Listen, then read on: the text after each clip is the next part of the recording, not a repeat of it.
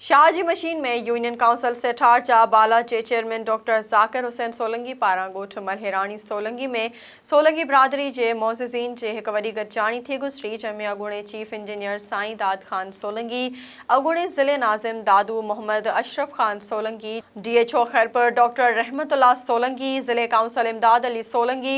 Engineer Masroor Solangi, मौलाना Mansoor Hussain Solangi, doctor Sarfaraz Hussain Solangi, doctor रियाज Ahmad Solangi, doctor अमीर अली सनाउल्लाह सोलंगी, खादिम Hussain Ahmad Solangi, advocate इरशाद Hussain, doctor नियाज अली समेत माण्हुनि शिरकत कई। उन मौके ते आयल मोअज़्ज़िज़ महिमाननि खे डॉक्टर ज़ाकिर हुसैन सोलंगी पारां सिंध जी रवायती सुखड़ी अजरकनि ऐं सिंधी टोपिन जा तोहफ़ा ॾिना विया। उन मौके ते लाड़काणो में क़त्ल थियल सोलंगी भाइरनि वारे वाक़े जी सख़्त लफ़्ज़नि में मज़म्मत कई वई। मुक़र्ररीन ख़िताब में बिरादरी खे ॿधी करण ऐं पंहिंजे ॿारनि खे तालीम ॾियारण समेत पाण में वेझा विसारे भाइरनि जियां रहण ते ज़ोर ॾिनो वियो ऐं चयो त असीं गॾिजी पंहिंजा मसइला हल कराए सघूं था।